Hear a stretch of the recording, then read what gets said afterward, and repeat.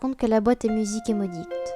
D'autres disent un mythe ou la boîte de Pandore, car une petite fille unique a été retrouvée morte dans sa chambre, les pupilles arrachées à ses pieds. Cette boîte à musique ouverte qui s'échappait une musique effrayante. Cette légende parle justement d'une boîte à musique et d'une petite fille. Une vieille légende qui fut oubliée pendant un temps, puis transformée. La légende de la boîte à musique. Voilà comment commence l'histoire.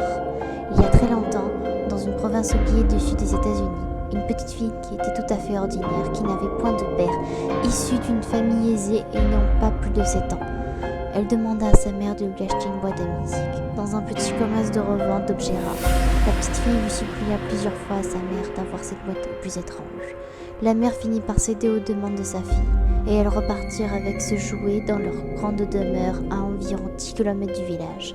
De retour chez elle, la petite fille ne cessait d'admirer sa nouvelle boîte à musique. À l'intérieur, il y avait une princesse en robe rose qui tournait sur elle-même. Un pied en l'air, sa musique était si douce. Chaque soir en revenant de l'école, la petite fille ouvrait sa boîte à musique, la couvrait de beaux compliments et lui racontait tous ses secrets.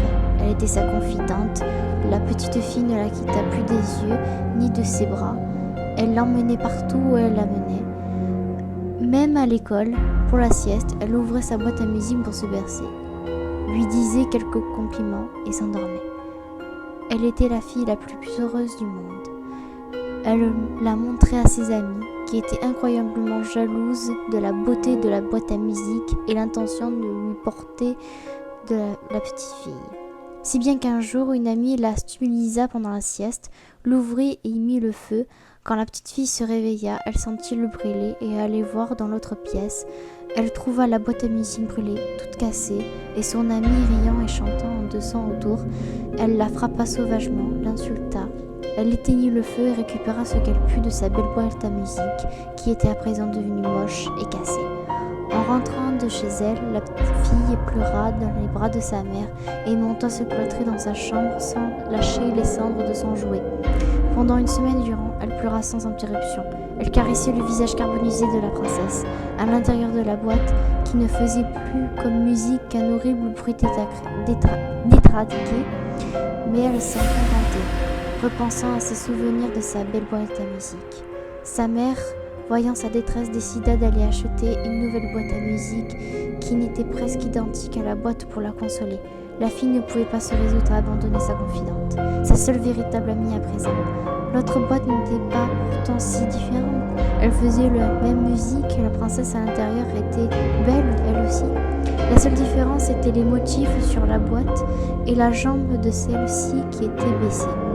2 mois s'écoulèrent dans la tristesse pour la petite fille. Elle retournait à l'école et sa mère lui apportait à manger dans sa chambre. Elle tendait la boîte à sa mère pour qu'elle la regarde. Celle-ci était bouleversée par l'attitude de sa fille. Elle répondait à chaque fois qu'elle la trouvait ravissante. Mais celle-ci n'était pas consolée pour autant. Elle se rasseyait sur son lit et regardait dans le vide à nouveau. Un jour, sa mère la vit courir dans la maison avec précipitation. Elle préfère ne rien lui demander. Elle trouva dans les affaires de sa mère une vieille caméra et elle décida de faire un film. La la, la la la la, la la la. Puis sa mère n'entendit plus rien. À l'heure du dîner, elle se rendit dans sa chambre pour lui apporter son repas et découvrit sa petite fille innocente, pendue en robe au milieu de la chambre, les yeux arrachés, défigurés, brûlés et tournant sur elle-même au bout de la corde. À ses pieds se trouvait sa boîte à musique, entièrement réparée, resplendissante et jouant sa musique. L'autre boîte, elle, était carbonisée et détruite. Elle en conclut que la fille devait avoir réparé l'ancienne avec les pièces de la nouvelle. Ne savant pas pourquoi elle était morte. En état de choc, elle décida de regarder la cassette. « Maman, regarde ma boîte à musique. Tu la trouves belle ?» Ce fut la seule à regarder la cassette. La police du comté les retrouva une semaine plus tard, répondant à l'appel du livreur de lait qui entendait des bruits bizarres quand il passait. Ils retrouvèrent 2 cadavres, une mère et une fille.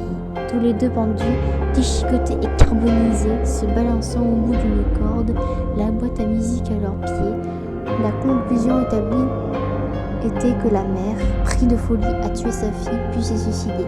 La maison a été déclarée hantée par la rumeur générale et fut vendue à des amateurs d'histoires glauques qui, mystérieusement pour eux, moururent de vieillesse tranquillement 80 ans plus tard, sans la moindre surprise.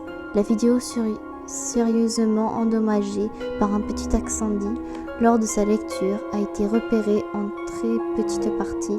Seul le début avait été épargné. Et la bande, son état est très grande partie illisible.